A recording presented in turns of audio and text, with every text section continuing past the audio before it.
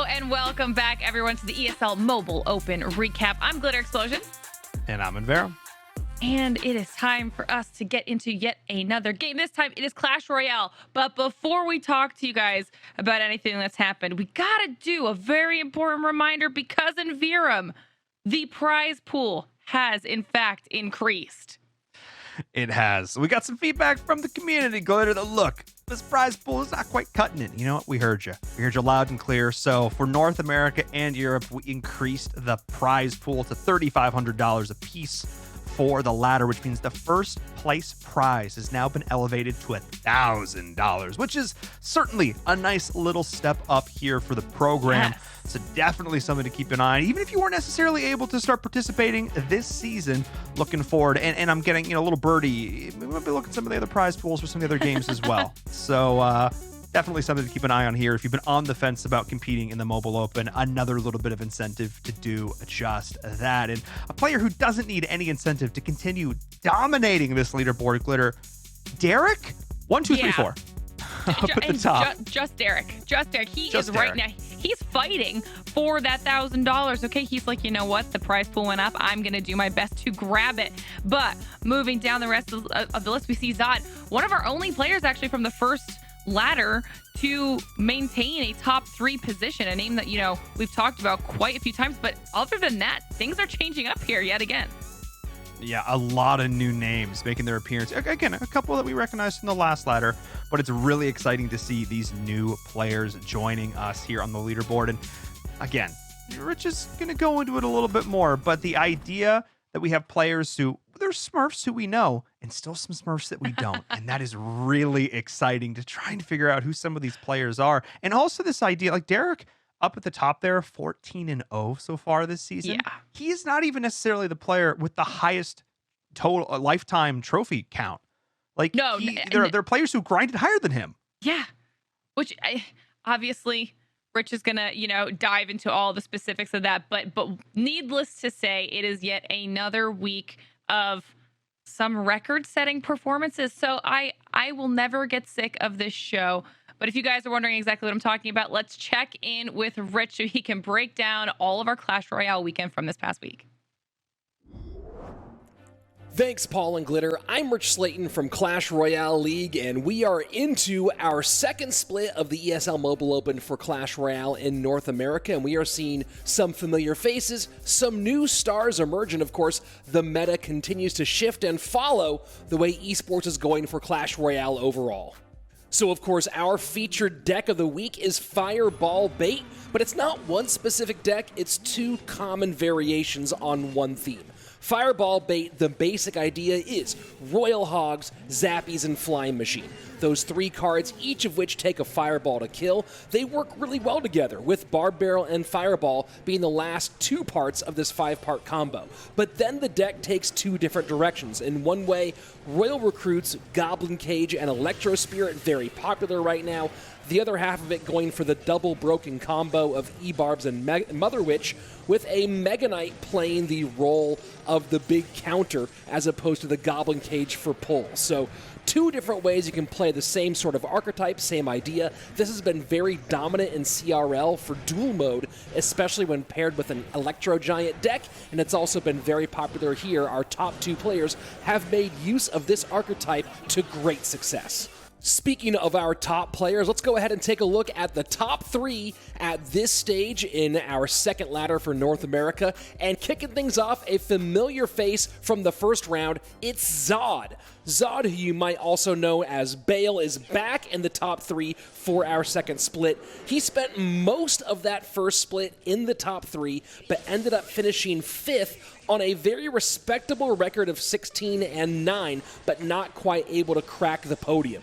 Zod is a very talented esports competitor playing for Delta Stars in Mexico, and on his main account, Bale, he has a personal best of 74-22 and 26 points for the 2021 Clash Royale League. He is definitely one to keep an eye out for as a contender. But Zod is the only player from last split to currently sit in those top 3 spots. We have 2 new faces right in front of him. And first, coming up at our number 2 spot on the ladder in the rankings at this moment, the 19-year-old American, Asker. Asker is playing on a mini but won't reveal his main account. What we do know is that he can certainly play Clash Royale so far with an 11-1 record. His only loss so far is to the 4th-ranked Alex 1199, our second-place finisher from the first split. With a 7.6k personal best and a mastery of these Royal Hogs decks, Asker looks to be an early contender for our top spot. But he is going to have a very difficult mountain to climb because our first place is currently held by the undefeated 14-0 player, Derek. That's right, just Derek. Derek's the whole thing.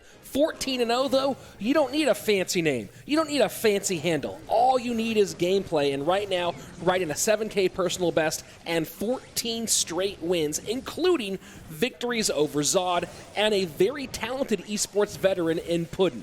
Derek is winning like crazy. 14 wins and no losses. That's going to be very, very hard ground to make up, but of course, right behind him at 11-1 is Asker. If these two meet, that could be fireworks. So far, though, those two have not come head-to-head. Hopefully, we might get that one next week. But for now, it's time for our match of the week. Let's go ahead and jump on into it. This is going to be a really fun one between Asker, our number 2 player on the ranking so far, and Alex. So here we go. Asker, bottom of your screen. Alex at the top. You see the little good luck come out from Alex. And as you can see, it's looking like Asker is going with something a little bit quick cycle here, might be going Miner Mortar E-Barbs. We'll see if that is the overall choice in the end. Alex kind of holding back right now as the Miner goes to the safe spot here for Asker to open things up. Pulled by the Fisherman. Of course, no King Tower activation in that position, but first blood drawn, 2366 on the top left-hand tower of Alex, who sets up with his Dark Prince in the back, Musketeer, and yes, it will be Mortar Miner Musk with E-Barbs for Asker. Nice high cycle deck, very fast to get around. Lots of pressure from this deck can be created, and of course he'll love that mortar here against that Ram Rider. We'll see how he chooses to get his damage down, mostly high E-Barbs here against the Musketeer. That's 6 to counter 2 and right into a PEKKA. So check this out. Big Mama PEKKA will be on the board. Asker does have 1 extra elixir in the hole, but that's a half-health PEKKA there on the board right now. Miner to the inside corner. Asker, good recognition early that he's not going to be up against a tornado. PEKKA will not make it to tower, and Miner to that inside number 3 spot gets a ton of damage early on. 20-30 plus a mortar connection opposite direction. So far, first 90 seconds away, and it is Asker way out to the lead, but does miscalculate a bit and give up that Ram Rider connection and give away the majority of that lead here. We're now crosswise 20-30 to 20-94 as Alex sets up his Dark Prince in the back right-hand side. A bit of leakage here for Asker as he sets up with the Ice Golem to counter. Musketeer might come down late, rips off that shield with the log. Pretty standard maneuver here, and now we do have 2 different lanes, but right now Asker's still going to that left-hand side, trying to create that opposite lane pressure away from where Alex wants to be playing. But Alex probably does have the better dual lane pressure here, the ability to set up a PEKKA in the back as we get later. Those E-Barbs can split, of course, as we're seeing, but it does feel like the split lane pressure might be better for Alex in the long run, although this E-Barb going to get at least 1 shot here. 2 shots come in, and color me wrong, it is Asker now who has the much more damaging split lane pressure. But Mother Witch will get fireballed off. PEKKA down with tanking for that Piggy, though. That's going to be a lot of damage on the left-hand side as the Ram Rider comes in on the right-hand side. This is what I was talking about beforehand. So you might see a lot of dual lane pressure coming out from Alex, but from Asker, but look what Alex can do right now. This Ram Rider will also connect. Not a full-on charge, but still damage done. Fireball takes off the Musketeer. No, the Fireball misses the Musketeer. Oh my word, that is a mistake you cannot take. And that was the Ram Rider stunning the Muskie, keeping her in place maybe a half second longer than Alex might have anticipated. He thought that Muskie was going to walk right into the Fireball. It doesn't happen. And that is a lot of wasted elixir there. Still gets the tower damage, but man, that does change a lot of how you have to defend that on the opposite end. And now we see Big Mama PEKKA behind the Fisherman PEKKA, a classic combination, very popular in 2019, not so much these days as PEKKA has fallen out of favor, but we are seeing a bit of it specifically with PEKKA Ram Rider these days. Mama PEKKA still tanking here as the Musketeer for Alex gets onto the Mortar, and that's a lot of elixir leaked again for Asker, who has been letting a lot go here, but trying to get his timing down. Good pull with the Ice Golem, and the E-Barbs make short work of the Ram Rider. We have just around 80 seconds left in sudden death overtime. And for the moment, Alex does have the lead by only, wow, take a look at that, 5 HP difference as we go into the final minute. This is going to be a tight one, folks. Start biting your nails right about now. Musketeer high for Alex with the bar barrel. Takes the opposing Musketeer off the board. Kite with the Ice Golem, but the Fisherman says, no way, Jose. You're not kiting here. And that Ram Rider, again, though, the E-Barb's doing a great job countering the Ram Rider, which is nice for Oscar because it does set up the mortar for offense, as we see right there on the right-hand side. It frees up those mortar possibilities to create pressure as opposed to purely be defensive. And, man, trying to win this purely off of Miner is going to be difficult. He does have Fireball as well, though. Final 40 seconds. Fisherman, Dark Prince to the right-hand lane, PEKKA to the left-hand lane. 2 mortars down right now for Asker. E-Barb's going to have to come out here on this pull, and they do. Mama PEKKA trying to get them off the board, but a nice log there out of Asker. But full health PEKKA on the right-hand side with a Dark Prince. This is going to be a lot to deal with. And there you go. Skeletons to cycle to hold on, and Asker going to go ahead and continue just to try to kite the best that he can. But this is a lot of trouble here in the left-hand lane. Pig, Dark Prince, Ram Rider, 11 seconds left. Fireball trying to get enough room. That Fireball on there as opposed to on the tower seems like an ill-advised choice here, although maybe knowing he does have... Oh, and the Ram Rider just barely doesn't connect. And there you have it. That's it. The Fireball may have won it for Alex. Tries to get the Ram Rider on tower instead, and instead loses by 75 HP. What a win for our number 2 player. So it's the Fireball that does him in. Alex, 2 Fireballs. One doesn't get the Musketeer early on in the game.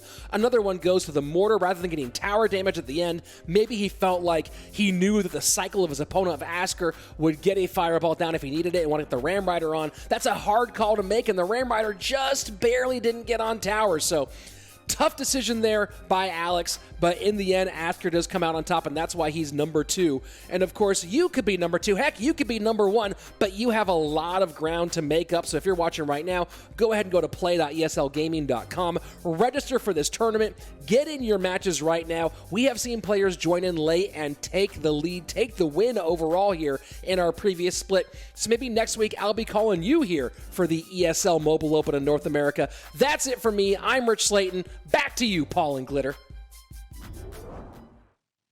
Always got to give a huge props to Rich Slaton for putting all these together, taking a high-level overview of the competition, and then getting to see one of those matches at the end casted in their entirety. Always so close. Nail Briters.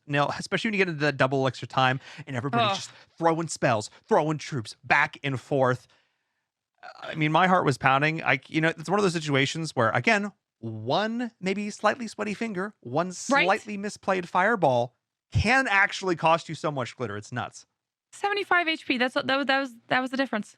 That's literally nothing. I mean, and then like we had mentioned, we've got, somehow in the final moments of the ESL Mobile Open, we've got more Smurfs coming into play. I mean, Asker is having an insanely strong showing right now. So just more names. I was going to say new names, but I guess until we find out who the actual Smurf is, for all we know, it could be an old name, but showing up here on our leaderboards, and I just love to see it. Yeah, and I just love the idea that there are players who are trying to make more of a name for themselves, trying to break into that broader competitive Clash Royale scene. And this is just another way to put some money in your pocket and get some awesome exposure. Cannot wait to see how this ladder wraps up. But that's it for Clash Royale for today. But we're not done quite yet, Glitter. We got one more game in store. One more game in store, which means you guys can't go anywhere, because when we come back, all of that amazing PUBG Mobile action we have for this last week. So see you then.